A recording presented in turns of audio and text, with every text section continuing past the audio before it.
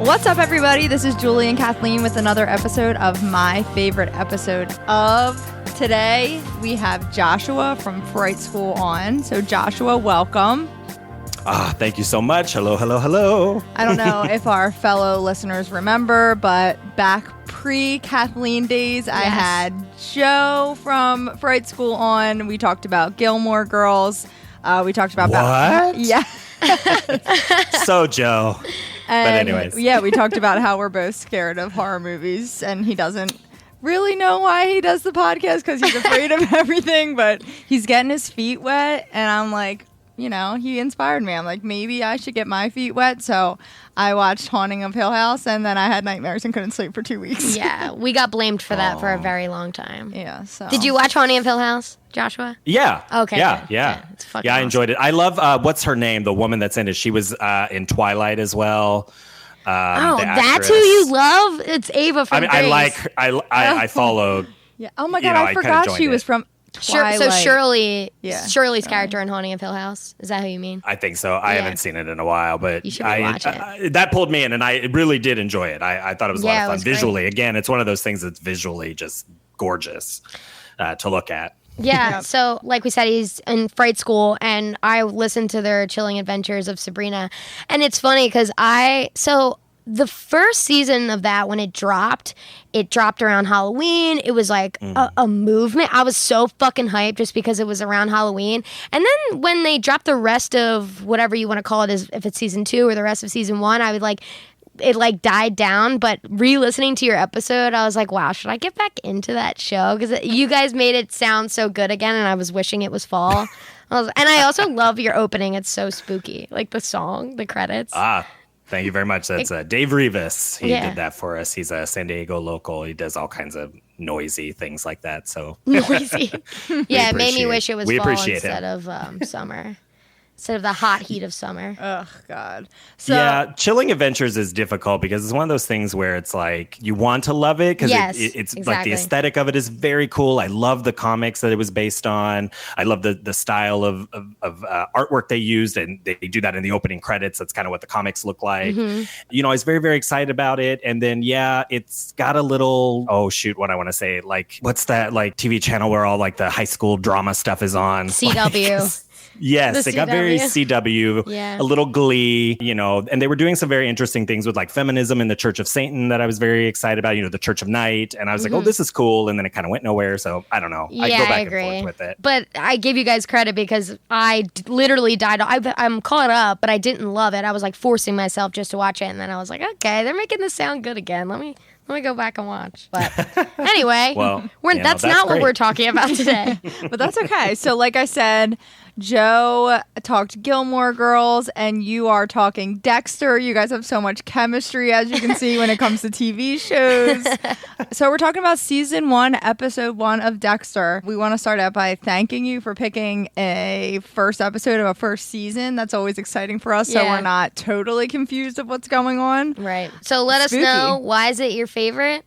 And then we can get into the episode. Yeah, sure. So, you know, I remember when Dexter premiered, I was in roughly I think starting my third year of college because it premiered Sunday, October 1st, 2006. So I had just started my third year, I think. It was like September or so.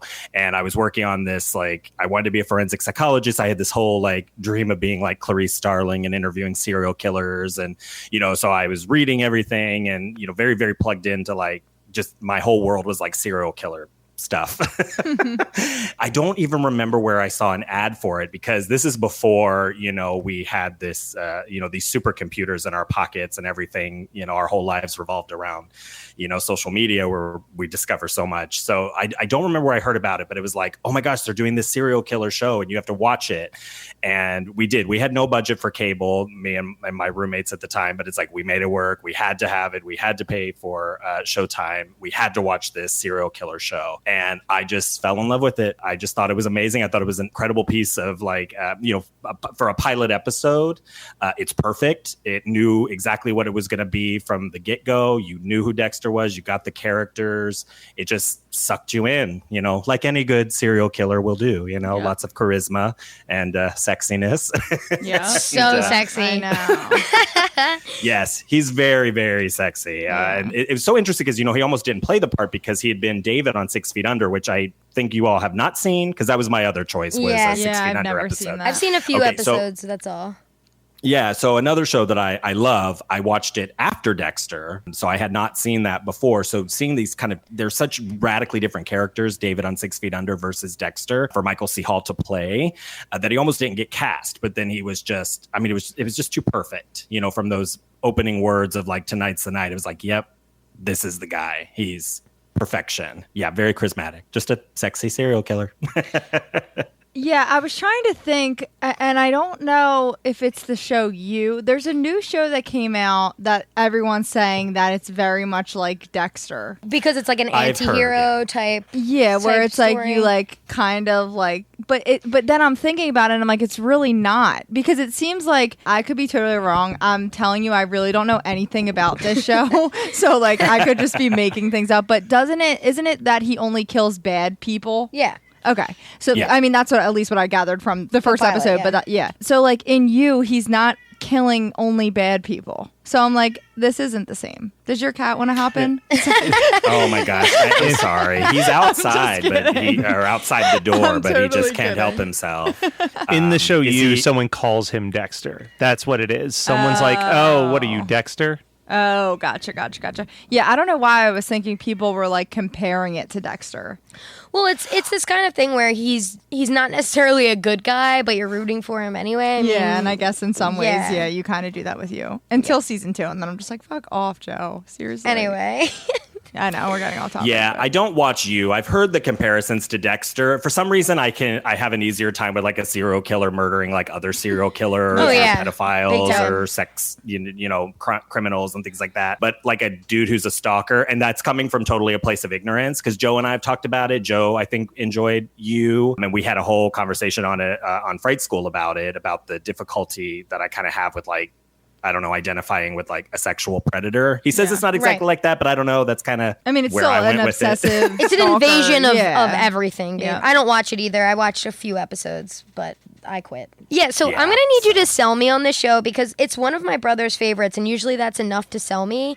Okay, I am obsessed with like getting into the mind of a serial killer too. Criminal Minds is one of my favorite, but the thing about Criminal Minds is you're following the people catching them, and they have their own love stories and relationships. Am I going to have a hard time connecting with Dexter since he doesn't actually feel any emotions? Does he have relationships that you end up following and falling in love with too? Or is this strictly, like, what kind of show is it in that sense?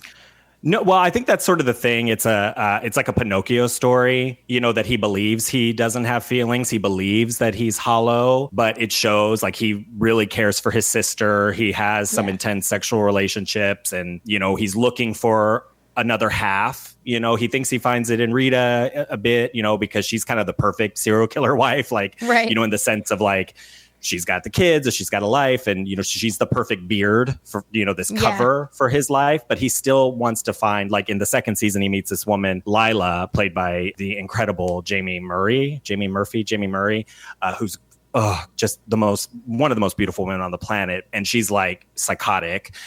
And so it seems that they're kind of perfect for each other at first. I do think it draws you in. I think there's a really cool mystery in the first season. It's based on a book, so they did have a really nice source material to work with. So I think the overall thread through the first season is really nice, and his relationship with his sister is very interesting, and with his adoptive father, Harry, who kind of is like his conscience. It's like his Jiminy Cricket type character. In the book, he has this dark passenger that's like separate from him, this like entity that they kind of use Harry in that way. Oh, wow. Really? A lot more. Yeah, he kind of refers to this like entity, in the novel. But obviously, he does say it a few times, like this dark passenger I have, but it's not the same kind of, voice entity. So it's interesting to see that play, and that he does want to feel things. And, there is a need for connection, but I don't know. It takes a while to get there for sure. I mean, he's very much focused on like, I'm so good at what I do. I fake all these emotions, and I'm this cold killer. And, so I think it's part of his own metacognition of himself. He does such a good job at hiding it, and part of me is saying, okay, if he really doesn't feel anything, a lot of people are just single. I don't think it would lead people to believe he was a serial killer if he just wasn't dating Rita. You know what I mean? So I was like, why does he feel the need? So I guess that makes sense that you're saying he actually subconsciously, I guess, does want to feel it. Because I'm like, you could just not. Yeah. You could just not date this woman. Yeah, and I think there's also pressures to be normal, you know, True. his sister's doing that, you know, I mean, he's like, he's working around these people like police officers. They tend to be family oriented. They have families. They have you know, this whole life. So I do think that he feels a pressure. And Harry, you know, there's a lot of scenes that flashback when he's younger. It's like,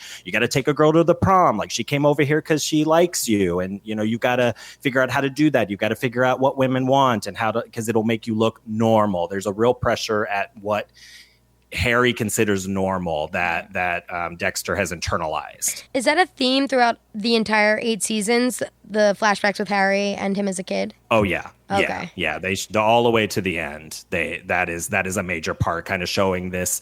I think that's the kind of the cool thing and why I really got into it at the time I did. It was just kind of perfect. It was like, oh, this is exactly like how these guys operate. You know, he's charismatic and sexy, like we said, but not like too sexy.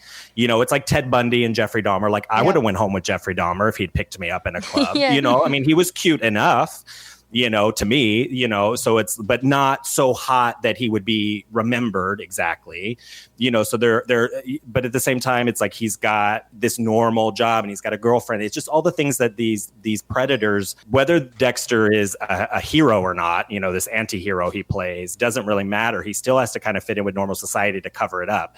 And every time you hear about some serial killer that comes out, it's like, oh my gosh, but his wife and his kids, and he seems so normal and he was such a nice guy, and not even serial killers, guys who are discovered to be wife beaters and, you know, molesters and all these terrible things. A lot of them just look like your everyday dude living his life.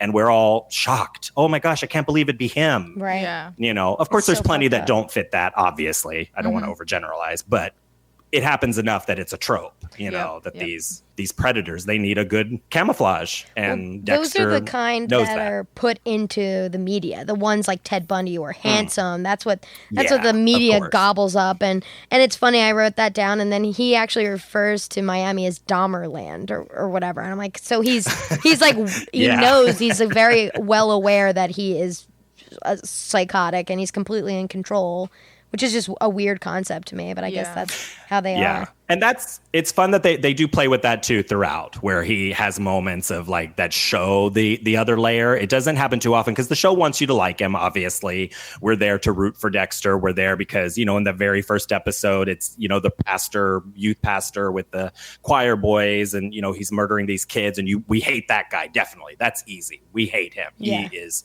a sick person and he deserves to not have due process, apparently, according to, you know, this show. Or that has been tried, and Dexter's working, you know, obviously he has this job as a blood spatter analyst, and he uses it to, you know, go after crimes that have, you know, or criminals that have, you know, got out on technicalities or whatever. Yeah. Sometimes, obviously, he botches it on purpose. So there are other things, you know, at play. So the opening scene is when he goes after the guy that was killing the choir boys. So what my first note for this is, rule number 1 is you always check your back seat. Always. Okay?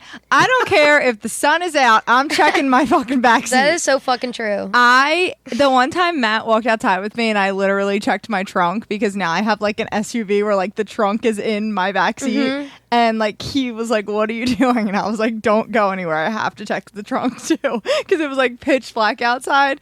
Because that is one of my biggest fears. Like sometimes I will be driving and just like look in my mirror and I'm like, someone's going to be looking at me. That's like, it's so fucked up. So when I saw that happen, I was like, I mean, I want this guy to get it. I want him to get what's coming. But I'm like, come on, man, check the back seat. Oh my God, fully.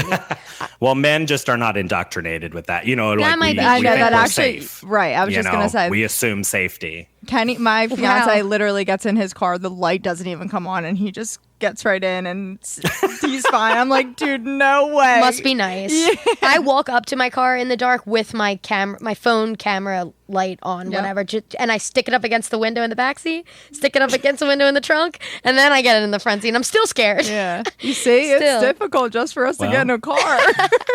No, in the world we live in, there's a piece out there that's like the rules, and it's all of that. It's like check your, put men's boots outside your house, make sure all your windows are locked, check the shower, all the things that like women run through their brains that men just have the privilege not to. Yep. We're not taught the same safety measures, carrying your keys in your fist, or, all the things that women are told. Protect yourself, because we're not going to tell guys not to murder you. Yep. Instead, we're going to put it on you. I know. Not sorry. Hashtag. Well, my pop-up used to tell us, like, especially me, stories about, like, since I was a little kid, I actually hated going to their house for a certain period of time because I would get so scared, because my pop-up would be like, when you're getting in your car, get right in. Don't stand there, because people are hiding under cars and cutting your Achilles tendon so you can't run. Like crazy shit that I'm just like, oh my God. Like, so now, like, maybe this makes more sense to you guys of why I'm afraid of everything. Yeah. Like, I'm just like, what? And like now as an adult, like, I'm like, he clearly was just like, this is the fucking world we live in. I want you to be prepared for anything that can happen to you. But he would tell me, like, you scared everything, like everything that the news talked about, even though I wasn't old enough for the news, he made sure I knew that it happened. So I would be like on my A game so it wouldn't happen to me.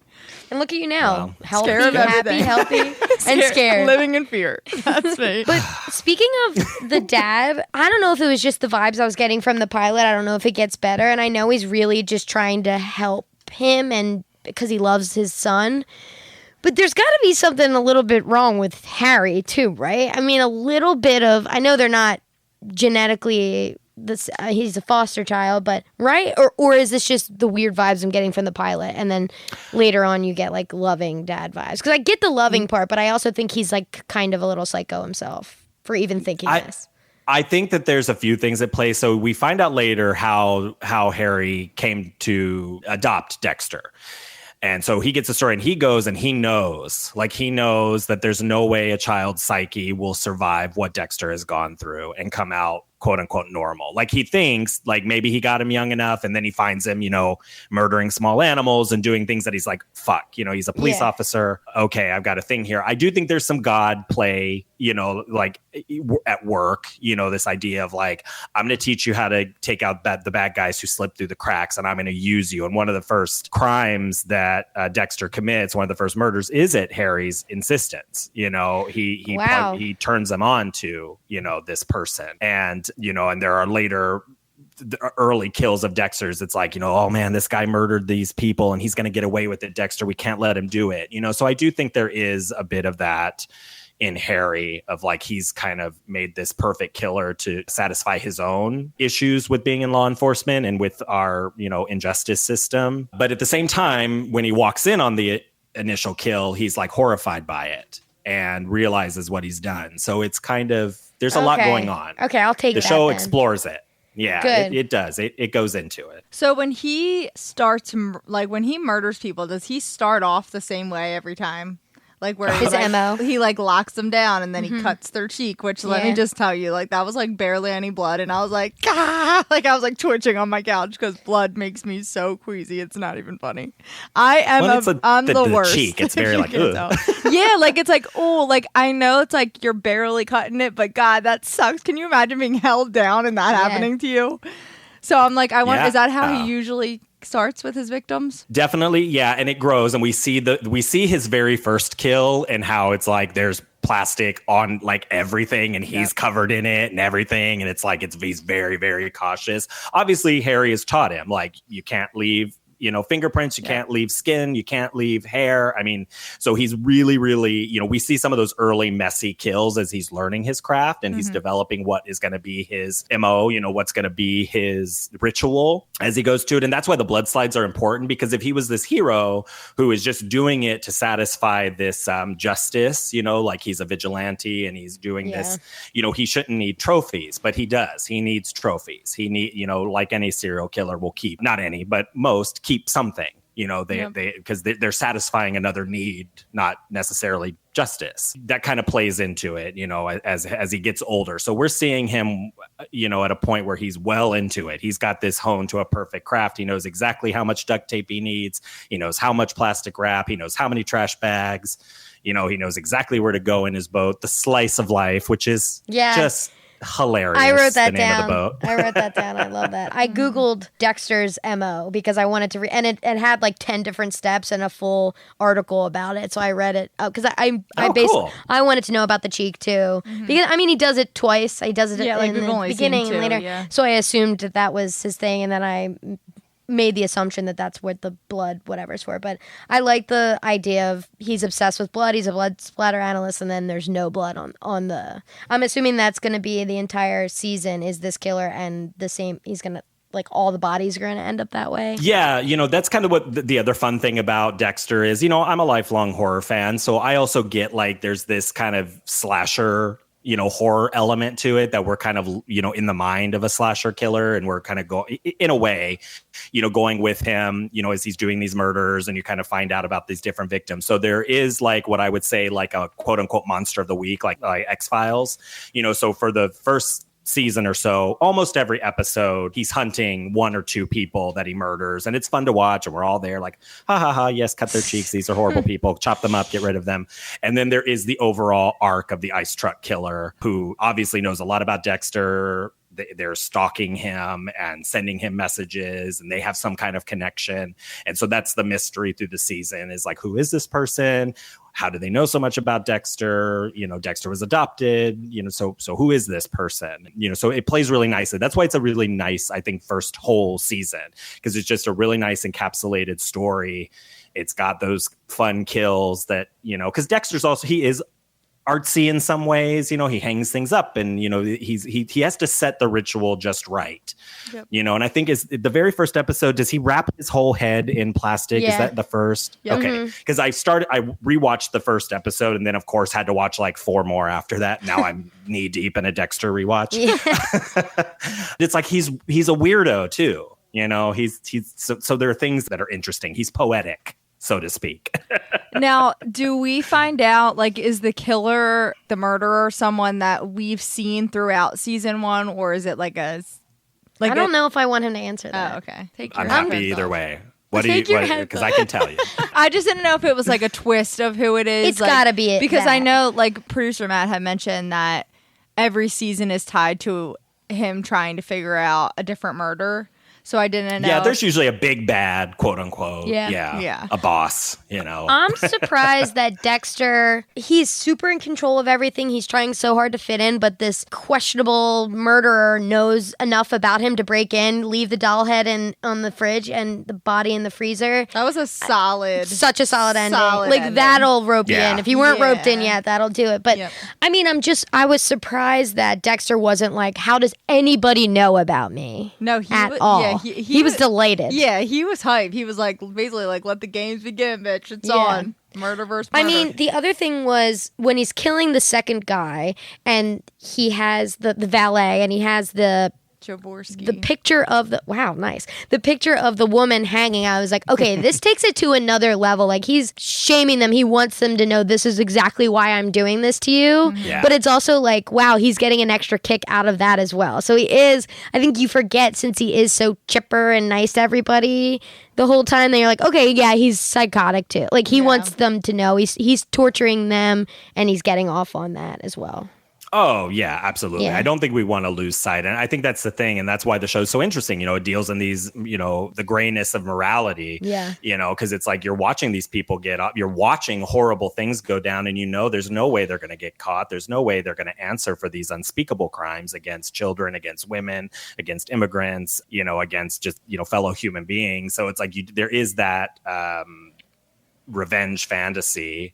And I think the thing with the ice truck killer for him, because he wants this person on the table. He wants to kill this person. And so, of course, he wants to play. He loves it. He's looking for that. Again, there's a connection, too. It's like, wow, this murderer, this serial killer is like draining the bodies and doing this like artsy thing of displaying them in public. And it's so bold and it's so just in broad daylight, some of them, that it's like he wants to get this person and ask them some questions and then cut them up into pieces and put them on, get that little blood drop.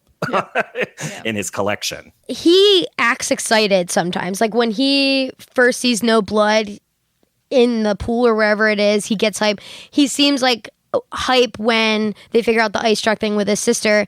So why does, and I mean, his name is Sergeant James Dokes. Dokes. So what do they call him? What do I reference him as? Sergeant? They call him Dokes. Dokes hates him, but actually, I mean, as far as we've seen, he hasn't done anything creepy in front of him. And Dexter even says, out of all the people in this building, he's the only one who thinks I'm a creep, which is weird. Right. No, that's saying something that tells us something about Dokes. Right. So is he on all the seasons? I don't know why I'm asking these questions. I don't want the answers to. I'm like very intrigued by that because he is a douchebag. Like he's full out being a fucking asshole in a workspace. I have suspicions. Yeah. Yeah, Dokes, he's a very interesting character. He has a history. I don't know what to say. Yeah. Because I do want you to finish the season, and I would suggest watching at least through the 4th, which I don't think is a huge ask. Like in the sense of watching a show. Sure. At least. Right. Although the 5th season, there is a really cool storyline that's cool, but they could have ended it at the 4th, in my opinion. I have that opinion of a lot of shows, like True Blood could have ended after the 4th. A lot of shows, give me 4, maybe 5 seasons. That's probably enough. We didn't need 8 of Dexter, especially with where it went. So there are some really, really nice arcs, and Dokes he's very, very interesting. And, I think it's very important setting up, in that first episode, like, why is he suspicious of Dexter? Right. That does tell us something about Dokes' instinct. Yeah. And where he's maybe been. He definitely is very much against him. And I think it also shows how crazy Dexter actually is because he has zero reaction to it. I know. Like, you would think of a serial killer, like, he'd be like, fucking kill you. Yeah. but he's just, like, cool and calm, collected. Yep. The mask needs to stay, at all times.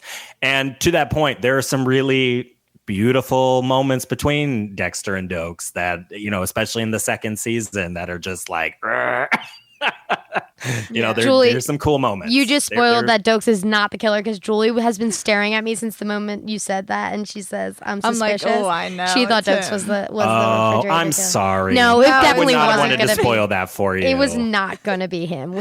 And anyone with I'm sorry. any sense of horror or anything. No, the guy who's suspicious in the first can't be the killer. Yeah, but like sometimes it is like the sergeant. That is true, Julie. Yeah. It is the sergeant. Yeah, no, there are plenty of bad police in this. So. Yeah, chill out, okay? Yeah. I'm sorry No, though, because not you. I mean, yeah, we were like that too. I remember watching. I watched this debut. I was there that very first night for it premiering. I watched the rewatch right after it. I mean, we were sucked in week after week. Who do you think it is? What do you think's going to happen? I mean, it was just. I mean, it does really pull you in. It was really nice television. It was kind of, I feel like that's beginning of that renaissance of television, kind of where it is now, like Dexter and some of the shows that premiered around this time really, I feel, ushered that in. Of what was possible, what we could do on television, making this really nice stories and budgets, and you really putting the money there and getting great actors. I mean, Deborah Morgan, Jennifer Carpenter's character, the sister, I just love her in this series so much. She's just so great, so committed, and and everybody really. I mean, I love Maria LaGuerta. She that's a fun arc to watch, especially between her and Deborah. Angel's arc. I mean, everybody. There's some really interesting characters and some really great acting. Julie Benz as Rita. You just love her, and especially as the series moves on, she got a lot of flack. The Rita character of why is she so suspicious all the time? Why should it's like because her husband is a serial killer, y'all. Yeah, that's how she should be acting. She feels neglected, and she was going to have this great life with this hot guy with a great pension one day. Right. Her son is so cute. They're both cute. Yes. That was a really cute scene. Yeah, because you're like, wow, this guy is selling it. Yeah, but it's like, does he love these kids? Does he like these?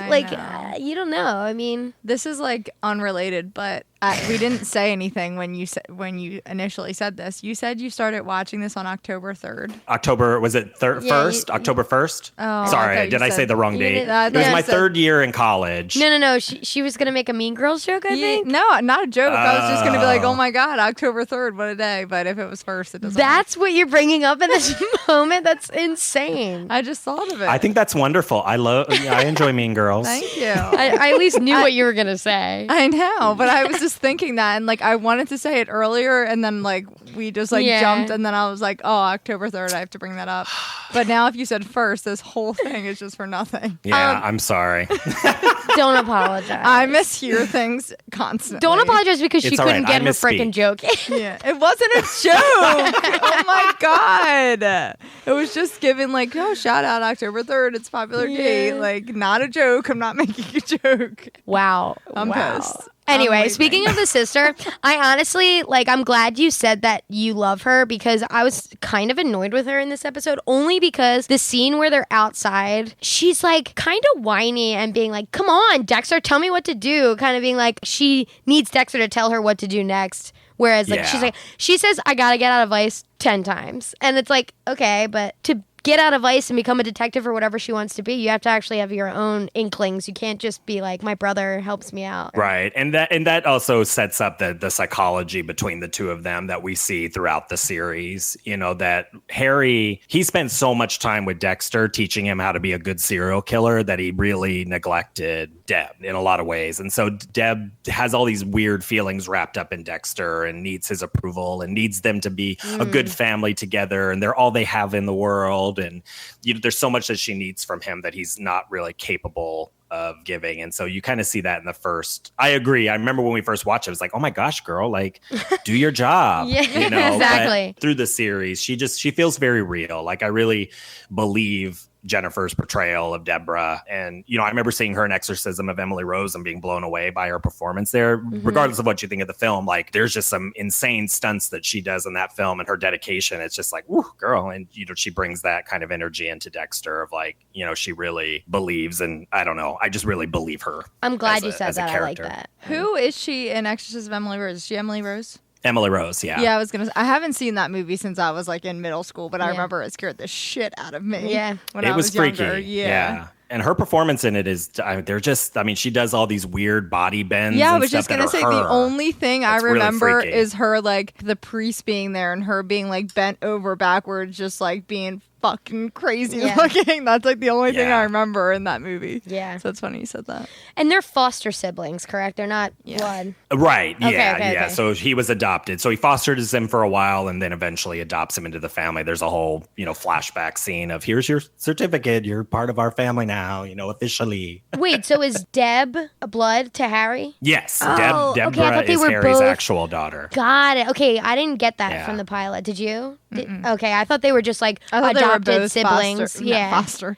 Oh, no. Okay, Because they have fights Okay. about, I think they're flashbacks. Like he's not even like, that's my dad. That's not even really your dad. Right. I mean, she uses that to hurt him when they're younger, the way evil siblings can be. Sure. As I'm sure you're familiar, having siblings. Yeah. So Jaworski sucked when he, like, obviously they all suck, but God. The murderer? Yeah, like when he's like going through his house and all the shit he finds and like the videos of what he was doing to women, like, and I was actually surprised they showed that. But then again, I saw it was like originally a Showtime show, so like I feel like they get away with showing a lot more than like. Besides FX gets away with everything. Well, again, I mean, because of shows like this that kind of, I think, because they did show this on CBS heavily edited, but it still was a lot for CBS. Yeah. But I think it kind of pushed, again, we're pushing at those boundaries. American Horror Story did that, know, and then I think American Crime Story is the first time I heard like fucker on Regular FX, TV. maybe. Although the first season of American Horror Story, he says cocksucker like 4 times, Evan Peters. Oh my God. And Sons of really Anarchy felt is shocking like, to me. Sons of Anarchy, you Yeah. see just everything. And they curse constantly. Like, it's crazy. But yeah, I guess so that's think a really just good kind point. of pushing those boundaries. Dexter opened the doors. Damn it, I'm watching and plenty of this other show. things. Yeah. Especially on cable, got away with stuff. I remember HBO way back in the day. It was like, oh man, if you watched HBO shows, there was all the sex and stuff. Oh my God, The Sopranos. So, yeah. Am I supposed to believe that Dexter is like a virgin right now? Because I mean, he pretty much lays out exactly why, which is a sad story. Poor, what's her name? Rita. Poor Rita. I mean, it's sad, but I mean, he It's picks awful. her. Like, everything in his life is meticulously chosen and whatever. Poor him, yeah. And he picks her on purpose. But like in the car when he's talking about the body and the artsiness of this, and then he tries to go up her skirt, and then he literally says out loud, "Why did I touch her like that?" It's like kind of the only time in the whole episode that we see him lose control. But when she finally at the end of episode is like wants to hook up, he's so freaked out. So I don't know if it's like he's successfully avoided it his whole life, or he just doesn't like it when it has happened. No, he talks about it, I think in the second or third, something before they do like consummate their relationship or whatever, you know, that it's like every time a woman and he have gone that far and like she sees the emptiness, like she sees that there's, like he can do the functions of it, that it's just always leads to like, at least in this, obviously this is rather sexist, but it's like, you know, they want to be held and they want to cuddle and they want to be feel loved, and he feels incapable of that. And so of course if he has sex with a woman, it's a very, at least before this, his interactions in that way would have been kind of a clinical experience, you know, of like, we did the act, I did the thing, I put it where it's supposed to go, just going through the motions. Yeah, the things after, like that's something, and that is talked about too later in the season with Harry with a flashback, because Dexter makes a comment about, you know, I don't really like girls, I don't really care about them, you know. He also makes a comment about having like an appropriate sense around men, so he's clearly not, he doesn't see himself as a queer person, you know. But it's like he's like, well, it's fine, I can just fake it, and Harry's like, well, you can fake a lot of things, but this is probably not one of them, that it's something beyond his ability. Damn, that he fakes it good. Like, I would be fooled. Yeah. 100%. I mean, when he's handing out those donuts, I'm like, everyone here loves him. Yeah. Martindale's character, who I love every time she's in something I love. Is she like an actual character in the show moving forward? She pops up a few times. She's like a guest. She's very interesting. She knows more. You know, she's one of those that's like, what does she know? What doesn't she know? She's interesting. Yeah, without her comment about being like, oh, you're just like your father or whatever, I was like, okay, that's the comment that makes her relevant. Other than that, because she had a relationship with Harry.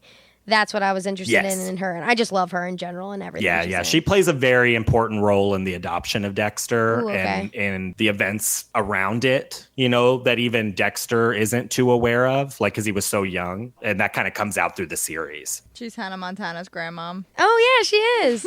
Oh, my God. It's the climb, baby. You said it's all about the climb, baby. I know that the point of this podcast is to listen about the series, but somehow no one's tried to sell me on the show, even my brother who loved it. I think it's because my nephew and my brother both say we're obsessed with the show, but it's probably the worst ending ever that they've been just completely let down by. So I think that sentence makes me not want to dive in, but that doesn't mean that I haven't been let down before. Even people don't like the Lost ending, but I think it's different when you go week to week and get let down versus when you just binge it really quick. Yeah. I think that there's a whole different ball. We gave it 8 years. Exactly. You know? And were you were you complete? I know you said that obviously 1 through 4 and maybe 5 were phenomenal, but were you like completely let down, or were you just like, it could have been better? I wasn't completely let down. It wasn't what I thought, you know, and this is one of those things where, so my partner and I, Jeffrey, we are kind of like the host house, or at least have been before the apocalypse. You know, everybody came over here week after week. We had Sunday Bloody Sundays where we would drink and play cards, and we'd watch True Blood and we'd watch Dexter. And that's how we ended our weekend together with like all of our friends. And, you know, so there was all of that energy around it that, you know, that when it ended, I didn't feel too let down. Like, shows are going to do what shows are going to do. Right. Again, I don't know what I want to say, because it's like, at the end of the day, Dexter is a serial killer who kills serial killers. So the ending of this show seems obvious. Yeah. To me, and from the get-go. And it's kind of like the same with Weeds. I loved Weeds, but I also felt like Nancy was a really horrible catalyst. Like, not only was she like a bad person in a lot of ways, but she was a catalyst for a lot of death and a lot of misery in other people's lives, and she deserved to pay for that at some point. There needed to be a reckoning. It's kind of a weird way that it comes around, you know, and Dexter's kind of the same way. It's weird how it ends. It didn't feel like, are they really finished? Are they going to do a movie? Could they come back and do another series? Are there other things that they could do with the series? It didn't feel like the right ending for me. And I'm so, obviously I know everything and I know what these writers should and shouldn't Feel it. be doing, I can tell them, and tell Jeff Lindsay, the author of Darkly Dreaming Dexter, the book is based on how this should all end. But they didn't call and ask me. So I was going to say, without it being a trash ending, even if it is the worst ending in the world, what you said about like the camaraderie behind a show, I mean, Game of Thrones is number one for everybody, just like watch parties, whatever. I used to have Pretty Little Liars, people over my house every single week. There's just something so fun about that even if it was trash, that's the best part of it anyway. I mean, you can't hate it because it's like a event. Oh, yeah. Yeah. Yeah, the last few American Horror Story seasons have been like that. It's nice to see everybody, but it's like, ugh, what are we doing? I know. I'm like really, really hoping that American Horror Story just shocks us this season and it's just great. I would like, we'll see. So I always hear, and this is like, again, off topic. That's just what I do here. But like, I always see like potential, like, people have too much spare time where they'll like make a fake picture and be like American Horror Story 2020 season, and it gets shared by millions of people on Facebook, and then you find out that it was fake. So like I've seen it happen with like cornfields, like children, aliens, and I'm like, oh, that could be scary as shit. But then it doesn't. But then it doesn't happen. And then I heard rumors of like a season about Slender Man. Ooh, I heard that rumor and too. I was like, that would be probably cool if they played it right. And then like that didn't happen. That was like 2 years ago. So it's like they just have to pick like something good, and be good with it, and then I'll be happy. Like they were killing it, and then it just took like a weird turn, and I was just like, you guys are really pulling for this. Like you don't want to stop having this show, but you're just really shitting the bed right now. Yeah, I mean and they pick good stuff. It's just they don't know what to do with it. No. I mean the idea of an anthology series is genius. You can keep going forever and never really run out of content because you don't have to continue with the same characters. It's genius, but hard to follow through with. They need some spooky stuff because it comes out the perfect time of year. It comes out like the last week of September. Everyone's like got their fucking pumpkins out and like ready to go. I love me a pumpkin, baby. I know, me too. And it goes until, I actually personally always wish that it would end like October like 31st, like Halloween it ended, because it usually carries on to like right before Thanksgiving and then it ends. I always just wonder if I think, one of the problems with American Horror Story and a lot of like shows like that are, style over substance. So it's like, it's very beautiful. They have beautiful characters doing interesting things on weird sets. And, there's this whole artistic bend to it that people can recreate on their Instagram and dress up on, for Halloween or for watch parties and such. There is that kind of cultural cachet, involved. But at the end of the day, is Ryan Murphy a fan of horror? Is Brad Falchuk, is the people involved, or are the people involved, do they love horror? Because what they're trying to do, and what really spoke to me about the first few seasons as a horror fan, is I got what they were doing. I got them using music from Candyman and, shots, from Carrie and other like, famous American horror. I got what they were trying to do,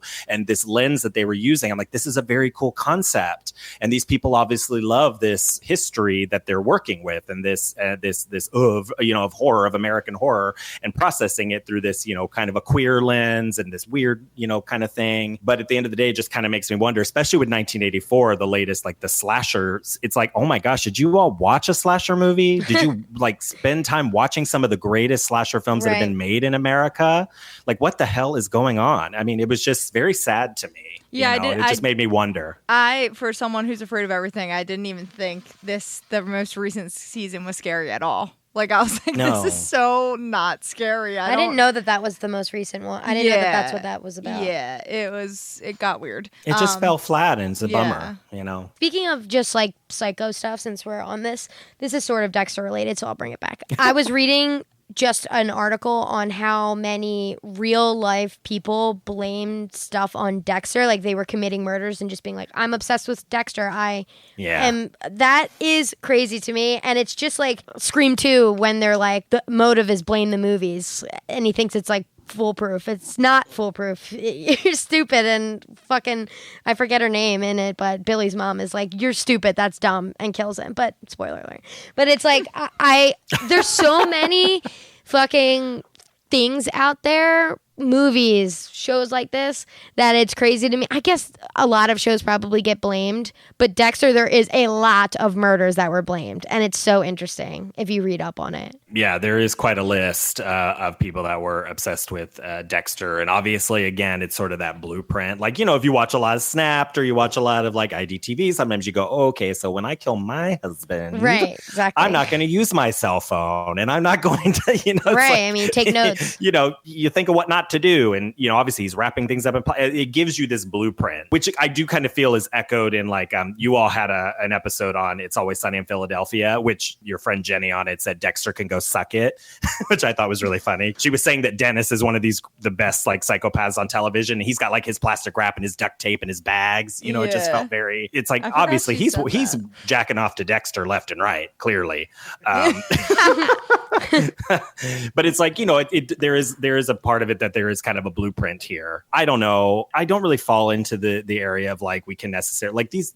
If you're going to go and commit a murder, you're probably going to find a reason to do it with or without watching television, and that these things are bigger than that. These psychological disorders or deficiencies, however you want to say it, however you want to put it, like that's there, Mm-hmm. And at least I think that. I don't think that, somebody just decides to commit murder because they watch Dexter. Yeah. I think it's there. Yeah. That's already there. And now they're like, oh, but I could do it this way. Let me get some plastic wrap. I don't know. But again, I am not a forensic psychologist. I'm not working with the police. So who knows? Maybe somebody's out there that has a really good reason why Dexter should not be shown to young kids. I don't know.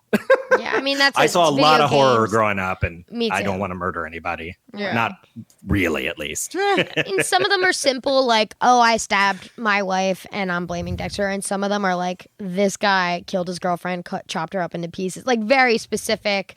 Yeah. And it's like, whoa, okay. Because some are just like, you're basic. All you did was kill your wife. Like, that's not, you can't just blame Dexter for that. But some of them are like maybe very specific, and it's like, yikes. Yeah. But you're right. I mean, if you're predisposed to that or whatever it is, you're going to find the material that helps you do it. Yeah. And there's lots of books or, when these things happen, when these like mass murders are committed or these shootings, they always find the same sorts of books and the same sorts of, searches and material. Like, I can't say, for sure that there aren't connections to things, but it's also like, you get drawn to, if it's kind of there, if it's living in you. I don't know. I just have a hard time with blaming the media. We have a very sick society in a lot of ways. We have a terrible mental health care system, so to speak, and I work in that, but it's very difficult for people to get the help that they need. It's very difficult to also, when somebody, like I think of Jeffrey Dahmer, I think of all the people in his life who are like, something is really wrong with this dude and we're not going to do anything about it or say anything, Mm-hmm. But they knew something was really, really wrong with them. And with bureaucracy and, all the red tape that exists, even now, even today, if somebody calls me at work and they're panicking, some family member who's like, this person, I know something's wrong. It's like, well, have they hurt anybody or themselves? No. Well, then they're allowed to be as crazy as they want to be, quote unquote, crazy, until they do hurt themselves or someone else. Have a good day, and that's really problematic. Yeah, it's so problematic. Oh, God. And we're asked to sympathize with their terrible childhoods, which we absolutely should, but we should prevent those childhoods from happening, instead of taking Dexter off the air, because it's just, it's just silly. Yeah. So you had said this show came out in 2006. When was the final season? The finale aired on... I think it's 2013. I wrote it down. But I don't know the date. September 22nd, 2013. Yeah. Okay. So it didn't end recently. I don't know why I was thinking that it ended recently. But that'd be a very 2013 long show. still sounds recently Feels. to me. Yeah. What year is it? But 2006 sounds like ages ago. Yeah. That's weird. No. Yeah. My whole life is different. I lived in Ohio. Wow. My entire life was different from between Dexter starting and Dexter ending. Yeah. Just bouncing back. Bloody Sundays sound amazing. I wish that you lived near us. Yeah. Tried to invite Yeah, myself to I Bloody miss Sundays. it. It was a good time. Yeah, it was a really, really good time back in the day. And then, of course, we had like our, Wednesdays we wear black, and so we all got together and we threw big parties. Freak show. We had a big freak show party. One of my friends came as a bearded lady, and people, dressed up in all these freak show outfits, and we had tons of like popcorn and candy. Everything you'd find at a carnival. And we threw big parties like that each year. We set up a hotel lobby and gave people keys, and they won Funko Pops awesome. and. we used to have a lot of fun before the dark times with COVID. Oh my God. And American Horror Story going bad. It's been getting harder and harder to entice people over to the house to Right. All right. Although we did have a lot of people for 1984 because the slasher thing drew people, and we showed Friday the 13th and Sleepaway Camp before it, and everybody dressed up as like campers, and we had s'mores and stuff like that. Yeah. So that was actually a big party. That was a lot of fun, but they stopped coming after the first episode. Yeah, I honestly think the scariest part of that season is when the brother pops out of the river. I think that was the only scary part. Yeah, you want to jump a little, and so it's sad. Scary stuff makes me sweat. Like literally, I love it. I know. Obsessed. I don't fit in with this group at all. Yeah, me and Matt are Even Joshua.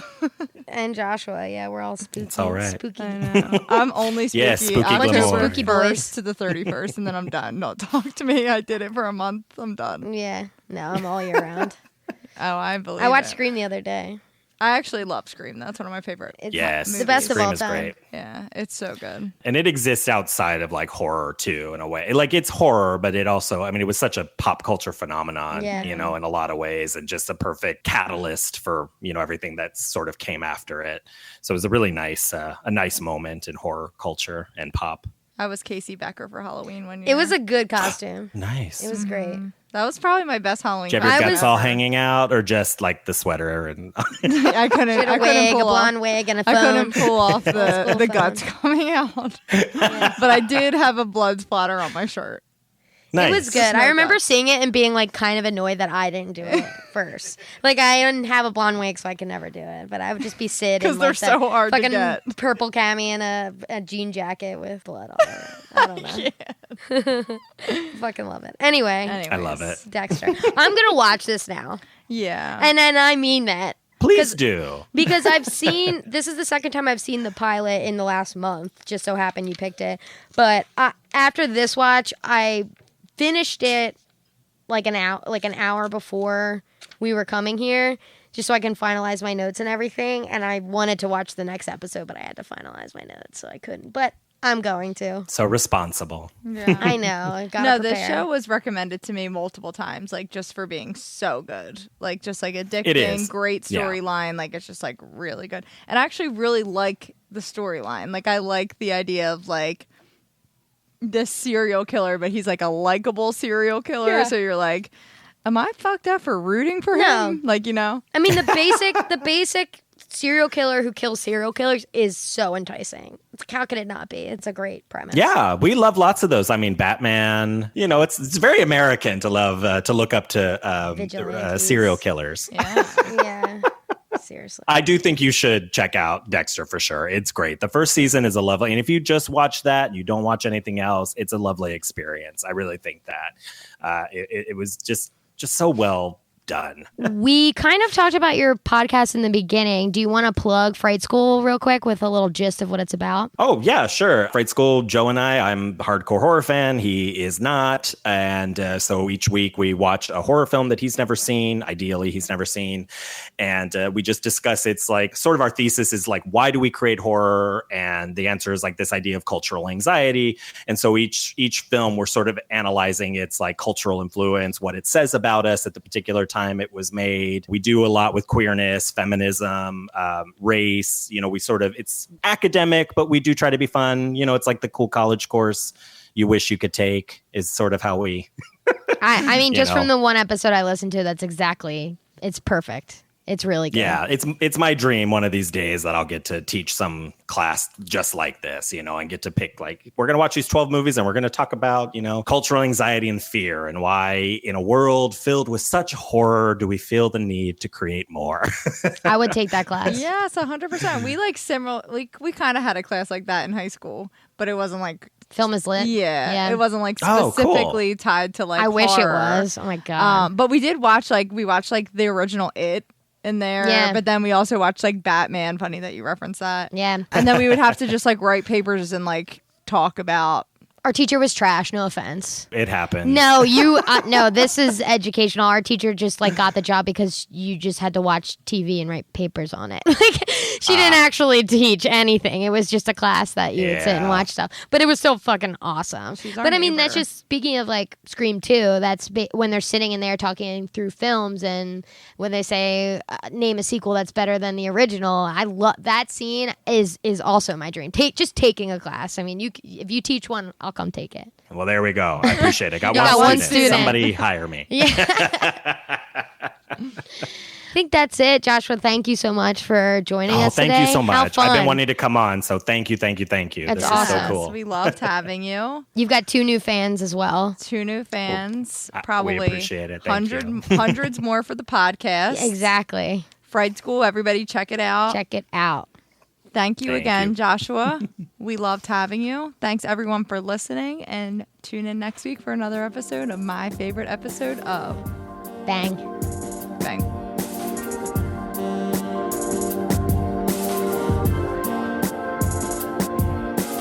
This has been My Favorite Episode Of. My Favorite Episode Of is produced by Matt Kelly as part of the Geekscape Network and hosted by Julie and Kathleen. Check out our show notes for all of our socials and email us at myfavoriteepisodepodcast@gmail.com. Rate, review, and subscribe to us on your favorite podcasting apps, and we'll be back next week with another episode of My Favorite Episode Of.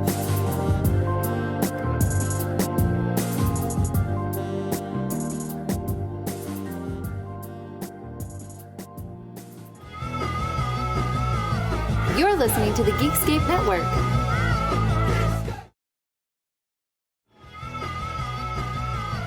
You're listening to the Geekscape Network.